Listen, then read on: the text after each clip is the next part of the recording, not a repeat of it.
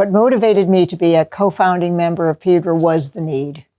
This was back before 2012, when we kept talking about pediatric dermatology as a field that wasn't moving as fast as dermatology in general. We were starting to see more and more research coming out of the adult world to understand better the underlying basis for diseases, to understand better how to drive towards new therapy. Epidemiology studies, largely in adults. We were being left behind. And that meant that we needed to think about how we could mobilize to together have a group that would reach out to scientists, start to teach ourselves and learn better how to do research. We also realized that in pediatric dermatology, some of our favorite diseases are not common. We were seeing people do small case series, looking for people with whom to partner at our pediatric dermatology meetings.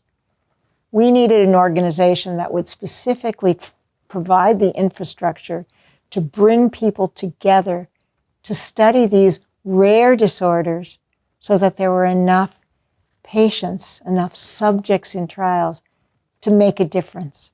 We've already made an impact on the field of pediatric dermatology through PeDRA. For example, people have now been able to do much more readily studies in which we do clinical assessments, in which we can look at patient-reported outcomes in our clinics, in which we can get together and pool our data to understand the natural course of disorders, to look a bit more at epidemiology, to understand what the manifestations of some of our diseases are, because there's power in numbers. As we move forward, we're really going to be able to take advantage of big data. PeDRA is leading a study now that focuses on stigma in pediatric patients with visible skin disorders. This is of critical importance if we want to get industry and the FDA and insurers, payers, behind promoting the development of new medications for our patients. We see huge advances moving forward in cancer, in neurology, in arthritis, in disorders where the public, physicians, and certainly the pharmaceutical industry and payers all think about life-threatening disorders, life-altering disorders. Dermatology disorders are not thought like that. I can't tell you how many times people say, "Oh, you're a pediatric dermatologist? You must see patients with acne." Well, indeed I do, but I certainly see patients who have a range of other disorders which have a huge impact on their quality of life and sometimes are life-threatening. The stigma study allows us for the first time to quantify the psychosocial impact of visible skin disorders on children.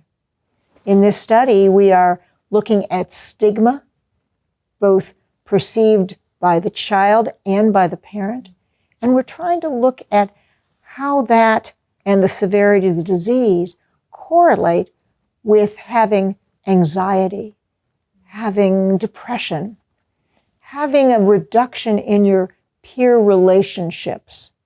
And we're also looking at stigma as a function of the impact of quality of life. One of the great aspects of PeDRA is that it has reached out broadly for partnerships. Certainly one of the partners has been advocacy groups, and it's been incredibly important to partner with patients and their support groups to really understand the unmet needs of our patients and also to move forward in making sure we're going in the right direction and ultimately to be able to disseminate information that we pull together for patients who care so much about it. We've had fantastic relationships with industry partners as well. In the past, we might have thought about academics and industry. We now recognize that our industry partners are absolutely critical to moving forward a better understanding of skin diseases and the development of new therapeutic options for our patients, there are scientists, there are very caring people in the pharmaceutical industry who sit down with us, who listen to what we consider unmet needs in our patients, and will work with us in trying to think about how to turn those needs into research and then into new therapies. PeDRA has made tremendous strides during the last 7 years since it was established. However, in the next 5 years, we're going to be able to go so much farther.